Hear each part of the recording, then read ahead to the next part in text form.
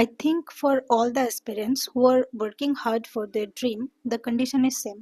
Not every day is super effective, but we can't give up as we know that life is always full of ups and downs and we are fighters to overcome any obstacles. Like previous to study blog, today also I will start my day with the morning routine. তোমরা সবাই জানো একটা স্বাধ্যায়ের challenge ready করেছিলাম যেটা continuously 365 days চলবে। তো সেইটার জন্য নিজেকে প্রিপেয়ার করা, দিনটা শুরু হবে সেইভাবে। অন্য দুটো স্টাডি ব্লগ যেমন দেখেছো অ্যাজ ইউজুয়াল এটাতেও সেম জিনিসই দেখবে। এটা কমপ্লিট হওয়ার পর তারপর আমরা আমাদের মর্নিং স্টাডি সেশন যেটা সেটা শুরু করবো। আমি পুরো দিনটাকে টোটাল দুটো ভাগে ভাগ করেছি, মর্নিং স্লট আর evening slot. Morning slot complete হবে আমাদের লাঞ্চ পর্যন্ত, লাঞ্চের পরে যেটা স্টার্ট হবে সেটা ইভিনিং স্লট হিসেবে কাউন্ট হবে। আমি চেষ্টা করব দিনের শুরুতেই বেশিরভাগ কাজটাকেই কমপ্লিট করে নেওয়ার, কারণ যত টাইম এগোবে আমি ততটাই ক্লান্ত হয়ে পড়বো আর শরীরটা সত্যিই ভালো নেই। কেমন যেন একটা জ্বর জ্বর ভাব মনে হচ্ছে, হয়তো সন্ধে পর্যন্ত শরীরটা আরো বেশি খারাপ করবে। যাই হোক, একটা দিন ছুটি পাওয়া যায় সেই দিনটাই এমনি টায়ার্ড থাকতে হয়। স্যাটারডে সানডে আমাদের ইন্ডাস্ট্রিতে প্রচুর পরিমাণে কাজের চাপ থাকে, ওদিন মরে গেলেও কিছুতেই ছুটি দেবে না। একটা দিন ছুটি পাওয়া যায় মানডে, তাও প্রত্যেক সপ্তাহে সমান নয়, বিষয়টা অল্টারনেট করে আসে। যতই ছুটি থাকুক আমি 12 ঘন্টার বেশি কমপ্লিট কিছুতেই করতে পারি না, বাড়িতে থাকতে সেটা সম্ভব হতো। যাই হোক, তবুও স্বপ্ন আমার যেহেতু, পূরণ করার চেষ্টা তো আমাকেই করতে হবে, শুধু সেই জন্যই এতটা পরিশ্রম করা। তো চলো আজকের দিন শুরু করা যাক। চেষ্টা করবো 12 আওয়ার্স কমপ্লিট করতে। দুটো সেশনে দিনটাকে যেহেতু ভাগ করে নিয়েছি, আই হোপ কমপ্লিট করতে পারবো।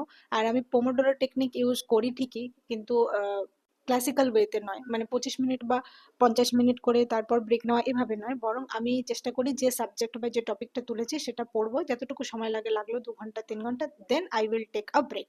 তো সেইভাবে করি। But before starting let me introduce myself. I am Swati, a learner basically, you can say an aspirant, and welcome you all once again to my channel. এটা একটা ছোট্ট প্রয়াস তোমাদেরকে মোটিভেট করার, নিজেকে মোটিভেট রাখার আগামী পুরো সপ্তাহটা ধরে। আজকে একটা দিন যদি ঠিকঠাক ভাবে পড়ে নিই তাহলে মনে হয় যে না, সময়টা আমি নষ্ট করিনি প্রথমত। দ্বিতীয়ত, পুরো সপ্তাহে আমি যেটুকু সম্ভব হয় কাজের পর যেটুকু রাত জেগে পড়তে পারি, আমার নিজেকে বেটার ফিল হয় যে দ্যাটস ওকে, আমি যে দিনটা সময় পেয়েছিলাম সেটা ওয়েস্ট করিনি।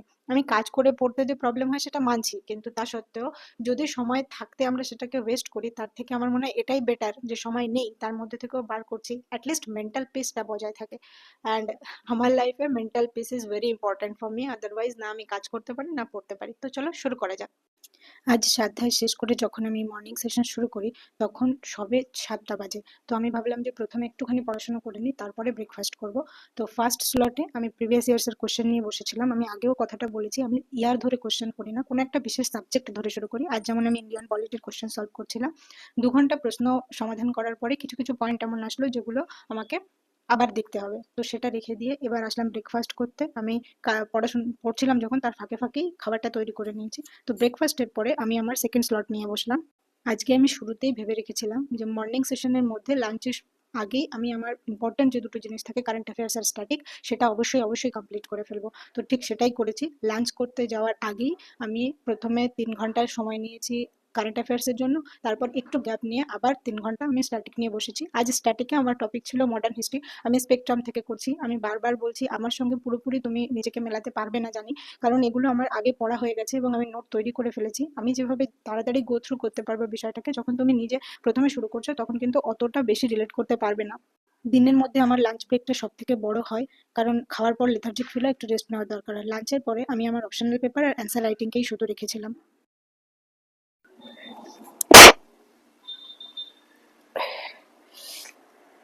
জল এসে গেছে চোখে। এতক্ষণ লাস্ট স্লট যেটা ছিল অ্যানথ্রোপোলজি, সেটাই পড়ছিলাম, কিন্তু সিরিয়াসলি শরীর আর সাথ দিচ্ছে না এখন। আমি কিছুই চাই না, আমাকে একটু শুতে দাও, ঘুমাতে দাও। I want rest, complete rest. সকালে এক্সারসাইজটাও করতে পারিনি, এত পরিমাণ গা হাত পা ব্যথা করছে, আর এক্সারসাইজে আধা ঘন্টা মতো লাগে, ভীষণ পরিশ্রম হয়। অতটা পরিশ্রমের পরে শরীর আরো খারাপ করতে পারে। যারা বাড়ি থেকে দূরে থাকে তারা জানে যে মাকে ছাড়া শরীর খারাপের দিনগুলো কতটা কঠিন হয়ে ওঠে। এখানে থেকে যদি ছুটি নিতে হয় একটা দিন এক্সট্রা, সেটার পয়সা কাটে। ছুটি নেওয়া মানে নিজের লস। আর তাছাড়া ছুটি দিতেও চায় না কোম্পানির কাজের, এটাই সব থেকে বড় অসুবিধা। গভর্নমেন্ট সার্ভিসে তুমি একদিন যদি রেস্ট নাও, সিক লিভ, তো সাধারণত পয়সা কাটে না। হে ভগবান, কি স্ট্রাগল চলছে, জ্বরে গা পুড়ে যাচ্ছে। আমার মনে হয় না আজকে আমি আর লাস্ট স্লটটা কমপ্লিট করতে পারবো, যেটাতে ভেবেছিলাম যে একটা মেন্স অ্যান্সার রাইটিং করবো, বাট আর সম্ভব হচ্ছে না আমার। যেমন গলা ব্যথা করছে, মানে চোখ মুখ জ্বালা করছে লিটারেলি।